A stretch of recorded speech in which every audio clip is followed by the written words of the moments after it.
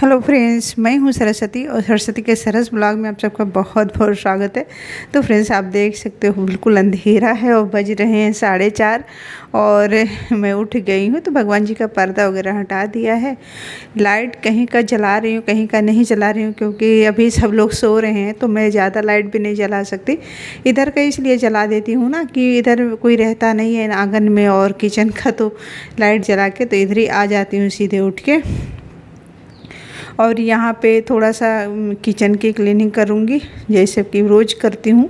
वही चीज़ है, रूटीन मेरा वही रहता है हमेशा। आप लोगों ने मेरे ब्लॉग में देखा ही है कि मतलब जो लोग मुझे देखते हैं उन्हें तो पता है कि मेरा यहीं से स्टार्ट होता है दिन का शुरुआत और शाम तक ही चलता रहता है। थोड़ा थोड़ा मैं वीडियो रिकॉर्ड करती रहती हूँ, थोड़ा थोड़ा। ये नहीं कि मतलब सुबह का ही है तो सुबह का ही निपटा दिया हो गया, तो थोड़ा थोड़ा करती रहती हूँ अपना। और जो घर में अकेले करने वाले होते हैं काम, तो उनका तो भाई चलता रहता है।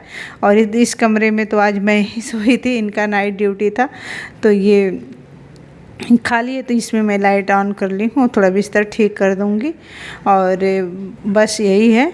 और उसके दूसरे वाले कमरे में एक अम्मा सो रही हैं, सुधीर सो रहे हैं, तो उसमें मैं नहीं जाऊँगी क्योंकि झाड़ू लगा दूँगी वैसे, पर जाऊँगी नहीं, क्यों मतलब जाऊँगी लाइट नहीं ऑन करूँगी। और यहाँ पे बिस्तर मैंने ठीक कर दिया, अब लगा दूँगी झाड़ू। और झाड़ू लगाने के बाद थोड़ा सा मॉर्निंग वॉक पे जाऊँगी 10-15 मिनट के लिए, क्योंकि लेट हो जाता है। अच्छा, इन दिनों ये होता है ना कि सूर्य देवता बहुत जल्दी निकल जाते हैं कि पता ही नहीं चलता है कि सुबह कब हो गया।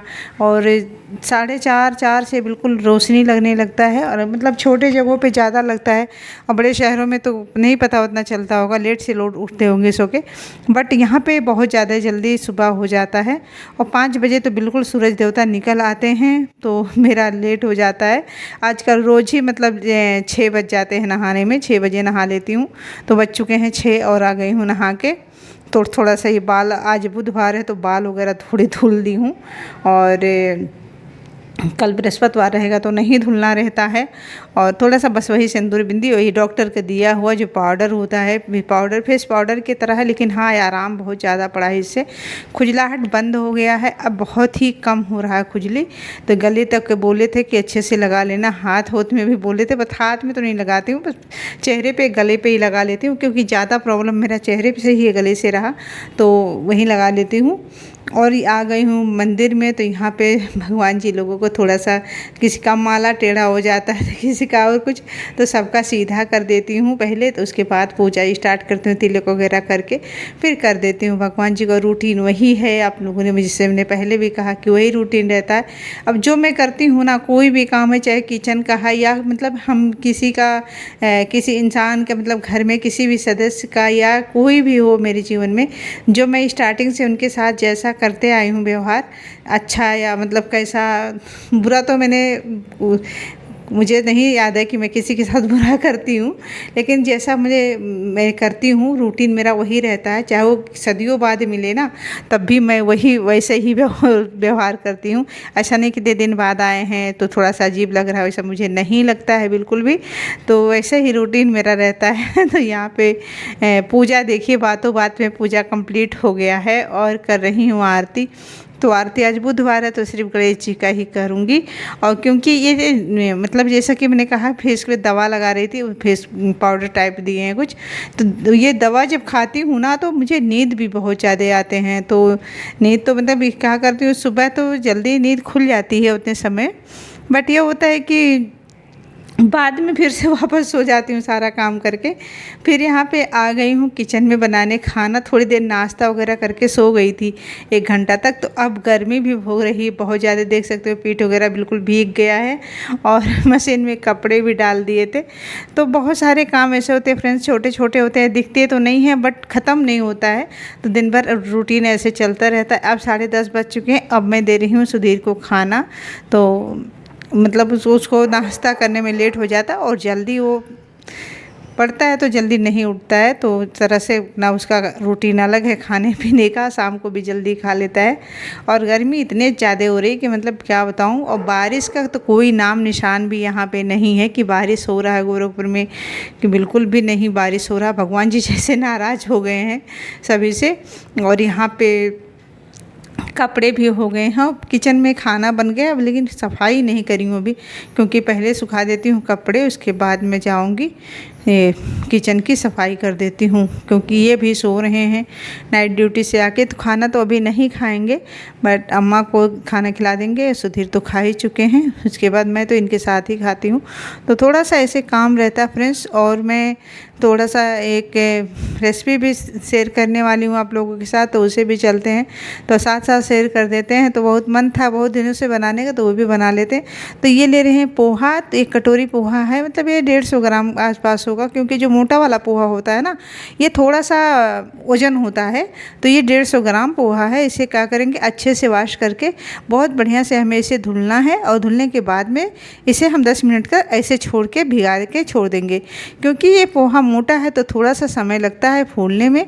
तो 10 मिनट बाद ही हम इसे मिलते हैं। तब तक हम ये 2 आलू कच्चे लिए हैं, इसका छिलका उतार के, और इसे बारीक नहीं करना है, बीच वाले साइड से इस तरह से हम इसे कद्दूकस कर देते हैं। मोटे वाले से करो तो बहुत ज़्यादा मोटा मोटा दिखेगा, तो उतना अच्छा नहीं लगेगा। बारीक वाले से बहुत ज़्यादा बारीक हो जाए, तो बीच वाले से हमेशा करिएगा आप। तो इस तरह से देखिए, इसे हम अच्छे से धुल लिए हैं, और हमारा पोहा भी बढ़िया से, कोई पोहा बोलता है कोई चूड़ा बोलता है फ्रेंड्स, यहाँ पे भी दोनों भाषा इस्तेमाल होते हैं, कोई पोहा कोई चूड़ा बोलता है। आप जो भी बोलते हो कमेंट करके बताइएगा। और देखिए बिल्कुल ये हो गया है ड्राई, और इसको क्या करेंगे, एक बड़े थाली में निकाल देंगे सारी चीज़ों को। आलू भी और पोहा डालेंगे, हरी मिर्च 4-5 कटी हुई, धनिया की पत्ती ढेर सारा डालना चाहिए, बट मेरे पास आज थोड़ा सा है, आप ढेर सारा डाल दीजिए। थोड़ी सी जीरा डालेंगे, थोड़ी सी चिली फ्लेक्स, और आधा चम्मच डालेंगे अजवाइन। अजवाइन बहुत अच्छा होता है, ज़रूर डालिएगा, और इसका स्वाद भी बहुत अच्छा होता है। और इसके अलावा मसाले हैं तो आधा चम्मच धनिया पाउडर, 1/4 चम्मच जीरा पाउडर, 1/4 चम्मच काली मिर्च पाउडर, हल्दी थोड़ी सी, और चाट मसाला आधा चम्मच, नमक स्वाद अनुसार, 2 चम्मच डालेंगे इसमें कॉर्नफ्लोर। बट हम ये कहना चाहते हैं, तभी से हाथ से मिला देंगे कि आप अगर प्याज खाते हो तो प्याज, लहसुन और शिमला मिर्च, टमाटर इसमें बारीक काट कर डाल सकते हो। आज हमें प्याज नहीं खाना था, इसलिए प्याज हम इसे नहीं डाले हैं, ठीक है। इसे हम रख देंगे दूसरे बर्तन में, और थोड़ा सा हाथ में तेल लगा लेंगे, और इस तरह से छोटे छोटे बॉल्स बना के इसकी अच्छी सी टिक्की बना के तैयार करेंगे। तो टिक्की क्या है, जैसे कटलेट बनता है ना, उस तरह से हमें इसको बनाना है। ये बहुत अच्छे से बन जाते हैं, और बिल्कुल भी इसी में हमें किसी बेसन वगैरह की ज़रूरत नहीं पड़ती है। तो आप देख सकते हो बहुत प्यारी सी हमारी टिक्की बन के तैयार हो चुकी है। टिक्की और कटलेट आप जो नाम देना चाहते हो इसके दे सकते हो, पर ये नाश्ता बहुत ज़्यादा टेस्टी होते हैं, और क्रिस्पी तो इतने ज़्यादा होते हैं। और एक चीज़ मैं नहीं बताई आपको कि जैसे अगर आपके पास कॉर्नफ्लोर नहीं है तो आप इसमें चावल का आटा भी ऐड कर सकते हो। 2 चम्मच चावल का आटा डाल दीजिए, और इसमें सारी गरम है तेल, सारी टिक्कियों के हमने डाल दिया है। और देखिए बिल्कुल गोल्डन हो रही हैं, और बहुत ज़्यादा पहले हाई फ्लेम पे रहेगा, उसके बाद लो कर देंगे, तभी ये अच्छे से कलर आएंगे और अंदर तक तेल इसके नहीं जाएंगे। तो बहुत अच्छे से ये फ्राई हो चुके हैं। अब इसको हम निकाल देते हैं एक प्लेट में, और जो बचा हुआ हमारा टिक्की है ये भी हम इसमें डाल देते हैं। तो आपने देखा कितना जल्दी ये बनके तैयार हो गया है। अगर कोई मेहमान वगैरह आ गए ना तो बिल्कुल सोने पे सुहागा है। ये बहुत जल्दी बन जाते हैं, ना आलू उबालने की झंझट ना कुछ। मगर आपका पोहा पतला वाला है तो और जल्दी आपका बन जाएगा। जब पोहा थोड़ा सा पकाने मतलब सॉफ्ट करने में समय लगा था 10 मिनट का। और देखिए सारी टिक्कियाँ बनके तैयार हो चुकी है, एक भी टूटी नहीं है। और क्रिस्पी तो इतने ज़्यादा हैं कि आपको क्या बताऊँ। आप जब खाओगे बना के तो आपको बिल्कुल मज़ा आ जाएगा। तो एक बार ज़रूर जी ट्राई कीजिएगा, और थोड़ी सी भी अच्छी लगे तो प्लीज़ चैनल को लाइक दीजिएगा। और ये सिंपल सा कुर्ती मैंने सिली थी तो आप लोगों के साथ शेयर नहीं कर पाई थी, तो मैंने सोचा आज कर देती हूँ। तो ये देखिए मैं कुर्ती पे कुर्ती मतलब कपड़े पे कुर्ती मोड़ के इस तरह फोल्ड करके मैंने रख दिया है, और इस पर निशान लगाते जाऊंगी। फ्रेंड्स ये बहुत अच्छी फिटिंग आती है, लेकिन ये ध्यान रखिएगा कि आपको कुर्ती बहुत अच्छे से फोल्ड होने चाहिए। आप चाहो तो प्रेस कर लीजिए, प्रेस करने से बहुत अच्छे से हमारी कुर्ती फोल्ड हो जाती है। और जैसे जैसे आपकी कुर्ती जो फिटिंग की कुर्ती है उस पर निशान लगाते जाइए और ये बहुत जल्दी से सिल के तैयार हो जाता है। तो आपको ये आइडिया देना था मुझे, क्योंकि मैं इस तरह से बहुत बार, मैं इस तरह से क्या, मैं इसी तरह से मैं सीखी हूँ। आज भले मैं डायरेक्ट कपड़े से काट लेती हूँ, लेकिन जब मैं सीखी थी तो इसी तरह से सीखी थी। और मैं आपको एक बात बता दूँ, मैं कभी सिलाई सीखने नहीं गई हूँ। मैं इसी तरह से अपना और अपने घर में सभी का कपड़ा, और यहाँ तक कि मैंने सिलाई सेंटर भी चला दी थी, लेकिन ये बच्चों के पढ़ाई वढ़ाई की वजह से ना मेरा नहीं चल पाया, मैं नहीं चला पाई क्योंकि डिस्टर्बिंग हो रहा था। मैंने सोचा बच्चों का भविष्य ख़राब हो जाएगा मेरे काम के चक्कर में, इसलिए मैंने छोड़ दिया था। लेकिन ये है कि मैं बहुत अच्छा ब्लाउज सिल लेती हूँ, कुर्ती सिल लेती हूँ। कई चीज़ें होते हैं जो मेरा नहीं है प्रैक्टिस, उसमें अच्छी सिलाई नहीं जाती है, लेकिन हाँ ये है मैं शेप तो दे देती हूँ, बना तो देती हूँ। और इस तरह से इसको हम कटिंग कर देते हैं। और ये देखिए बहुत अच्छे से हमारी कुर्ती, आप लोगों ने पहना हुआ देखा है ये कुर्ती, और या फिर नहीं देखा तो देखोगे, बट ये बहुत अच्छी फिटिंग आती है इसकी। तो आप देख सकते हो कुर्ती पे मैंने कुर्ती रख दिया है, जैसे मेरी कुर्ती है उस तरह से 2 इंच छोड़ते हुए मैं इसकी कटिंग करते जा रही हूँ। जैसा जैसा कुर्ती हमारा है उस तरह से बिल्कुल आसानी से ये कुर्ती हमारी सिला जाती है और बिल्कुल भी टेंशन नहीं रहता है। आप जैसे चाहो, लेकिन बस एक ही चीज़ आपको ध्यान रखना कि आपको कुर्ती की जो फोल्ड है वो बहुत अच्छे से करिएगा, और जहाँ तक हो सके अपने कपड़े को और कुर्ती को दोनों को प्रेस कर लीजिए।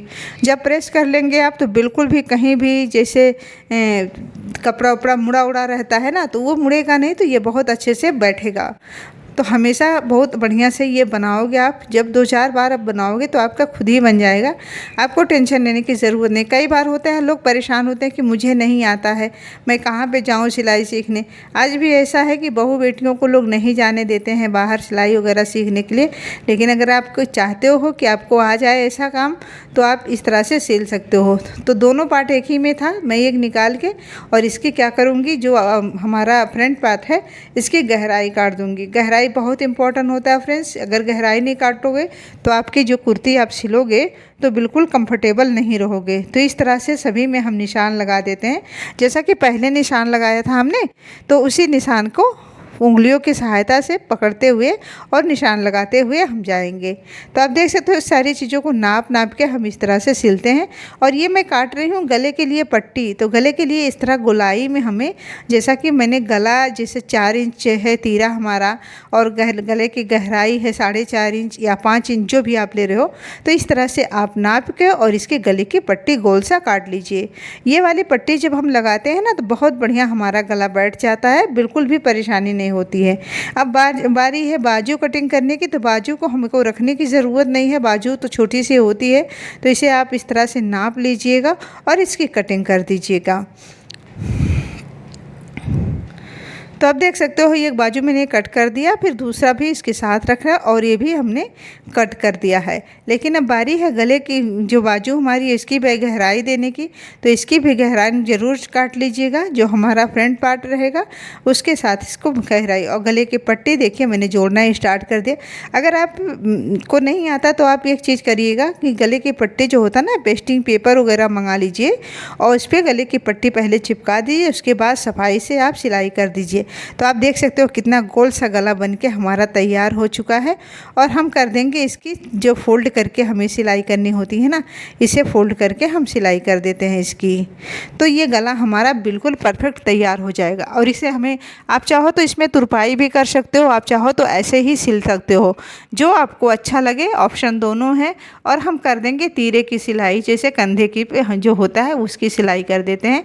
दोनों कंधा जोड़ने के बाद उसके बाद हम जोड़ देंगे बाजू।